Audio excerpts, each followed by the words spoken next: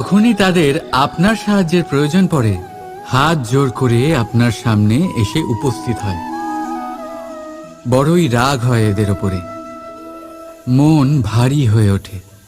মন এই কথাই বলে যে এই ব্যক্তির সাহায্য করা উচিত নয়, কিন্তু আপনি এরকম কখনোই করবেন না। আপনি বলবেন, কেন বলছি আমি এই কথা? মনে রাখবেন, আলোর খোঁজ মানুষ শুধুমাত্র তখনই করে যখন অন্ধকার গভীরতর হয়। তাকে স্বার্থপর ভেবে নিজের মনকে বিচলিত করবেন না। নিজেকে আলো মনে করে আনন্দে থাকুন। ভাগ্যবান মনে করুন নিজেকে, যে কারোর বিপদের সময় তার আপনার কথা মনে পড়েছে, যে আপনি এই সংসারে কাউকে সাহায্য করার যোগ্যতা রাখেন।